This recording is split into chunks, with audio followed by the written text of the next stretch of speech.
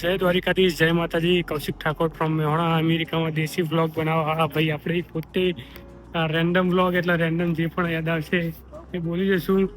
મેં બી random vlog મેં આખી પ્લેલિસ્ટ બનાવી હા, તો જોવાનું ભૂલતા નહીં. મેં મૂકેલી છે ડિસ્ક્રિપ્શનમાં લિંક, નીચે આઈ બટનમાં લિંક મૂકેલી છે વિડીયોના એન્ડમાં. રેન્ડમ વ્લોગની મારી પ્લેલિસ્ટ. તો રેન્ડમ વ્લોગમાં મારે એવું હોય જનરલી હું મારું ઇન્ટ્રોડક્શન આપતો હોય કે હું કૌશિક ફ્રોમ મેહોણા, એટલે મેહોણા મહેસાણાથી છું.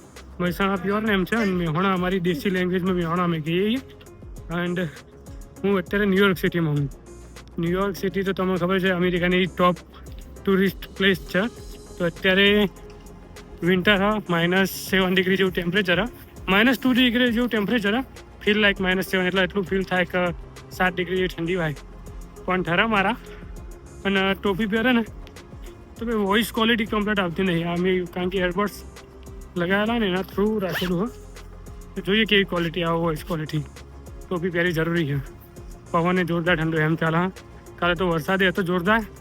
વરસાદ, વાવાઝોડું, મીન્સ કે ફૂલ પવન અને ઠંડી -3 ડિગ્રી જેવી હતી. ફીલ લાઈક એવી હતી.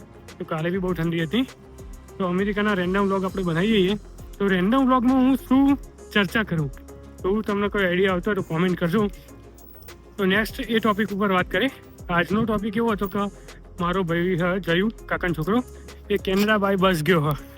તો એના વિડીયોની તૈયારી હું કરતો હતો કે વિડીયો હું નેક્સ્ટ મૂકવાનો હું કે કઈ રીતના સ્ટુડન્ટ તરીકે તમે આવ્યા હોય તો અમેરિકાથી કેનેડાના વિઝા એપ્લાય કરી શકો. એ બી એકાદ મહિનામાં વિઝા એપ્રૂવ થઈ જશે તમારા. વિઝા આવ્યા પછી કઈ રીતે તમે કેનેડા જઈ શકો એકદમ ઇઝી વે. કોલેજમાંથી થોડી પરમિશન લેવાની હોય, I-20 લેવાની હોય. કોલેજની પરમિશન બી જરૂરી છે. વિઝા આવી ગયા એનો મતલબ એવો નહીં કે તમે અમેરિકાથી કેનેડા ડાયરેક્ટ જતા રહો. પછી તમારે એપ્રુવલ લેવું પડે કોલેજમાંથી.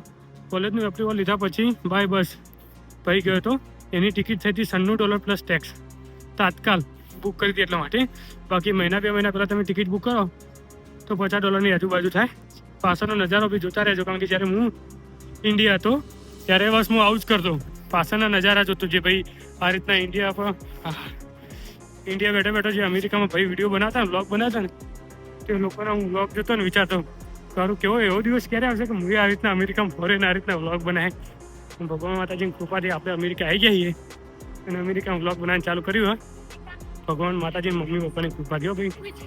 Mummy papa family member road cross કરી દઉં. રોડ ક્રોસ કરવાની સિસ્ટમ આ રહી ને આ રેડ આ થઈને જગ્યાએ વ્હાઇટ કલરનો માણસ દોરેલો હોય ત્યારે રોડ ક્રોસ કરવાનો હોય થઈ ગયું છે.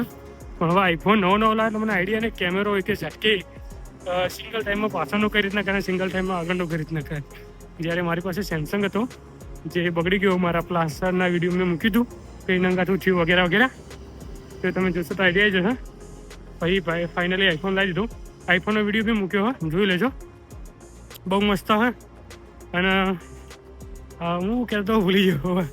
આ વિડીયો બી મમ્મી માટે બનાવું. મોસ્ટ ઓફ હું મમ્મી માટે જ બનાવું કારણ કે મમ્મી ટીવીમાં જોવો ને તો લાગુ છું કે હા ભાઈ મારો છોકરો ખુશ છે, કંઈ ચિંતા જેવું નહીં.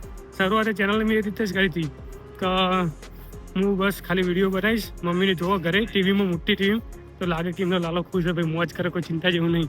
એવું થોડું વિચારતી છે કે આટલી ઠંડીમાં ટોપી તમે નહીં પહેરી મારા છોકરાએ. તો મમ્મી ટોપી નીકળી જાય ને વિડીયો મારી નહીં લાગતી. તો હું એવું કહ્યું કે સેમસંગમાં હું સિંગલ ક્લિક આપતો તો પાછળનો કેમેરો બદલાઈ જતો હતો. પણ આઈફોનમાં કઈ રીતના ચેન્જ કરવાનો આવે મને આઈડિયા નહીં. કોઈને ખબર હોય તો મેસેજ કરી દેજો, મારા ભાઈઓ કોમેન્ટ કરી દેજો. બાકી મારા વિડીયો પોઝ કરીને પાછળનો નજારો તમને બતાવવો પડે. જો બતાવું ચલો અત્યારે ત્યાં ચરા ભાઈ કબૂતરને ઠંડીની વાતી. આપણા ઇન્ડિયામાં કબૂતર તો હોય જ છે. આ છે અહીંયાનો પાર્ક. અમુક કિલોમીટર, અમુક મીટરો, 500 મીટર, 1000 મીટર, 1000 મીટર કિલોમીટર જ કહેજો ને એવી જગ્યા પછી આવો એક નાનો પાર્ક હોય. ભલે ન્યુયોર્ક સિટી થઈ ભાઈ આ વાતાવરણનું બહુ જોરદાર ધ્યાન રાખવામાં આવે. જોરદાર જગ્યાએ પાન કરવું ચાલુ થઈ ગયું, બધા પત્તા પડી ગયા, કબૂતર બધા અહીંયા ચડ્યા. અહીંયાથી જે અવાજ આવે ને લગભગ અવાજ નહીં આવે કારણ કે આની નોઇઝ કેન્સલેશન ક્વોલિટી બહુ સારી છે. પણ નીચે ટ્રેન જાય છે અત્યારે. ટ્રેન એ તો બાજુમાં ટ્રેન, અહીંયાથી નીચેથી ટ્રેન જતી હોય. તો આ પ્રમાણે સિસ્ટમ છે. નીચે ટ્રેન જતી હોય, ઉપર કાર જતી હોય. ન્યુયોર્કમાં અમુક એવી જગ્યાએ જે ઉપર બસ જતી હોય. તો આ ટાઈપની સિસ્ટમ છે. આ તો 4-5 મિનિટનો આપણો અહીંયાનો random vlog. Next vlog random કયા રિલેટિવ બનાવ્યું જરાક કહેજો. આની થંબનેલનું હજુ કંઈ વિચાર્યું નહીં. થંબનેલ માટે મારો ભાઈ મયુર બેઠો, બેટા જ બાદશાહ, એને કહી દો એટલે એમના ઘેરથી ને બધા હા અમારા ગ્રાફિક ડિઝાઇન અત્યારે બનાવીને આપી દઈએ આપણને. રેન્ડમ વ્લોગ નંબર આઈડિયા નહીં કયો છે, લગભગ 3 અથવા 4 હશે. અપલોડ કરીએ ત્રણ આઈડિયા હશે. આ તો અમારો રેન્ડમ બ્લોગ. આ પાછળનો નજારો, આઈફોનનું રિઝલ્ટ. આઈફોન આજે ટેસ્ટ થઈ ગયું ચકાચક. તો ભાઈ કેવું રિઝલ્ટ આવે હા અને કેવી વોઇસ ક્વોલિટી આવે બધું જોઈ લીધું મેં. અપલોડ કરે એટલે ખબર પડશે કે અપલોડ ક્વોલિટી કેવી છે એમ. એ બી આઈડિયા આવી જશે.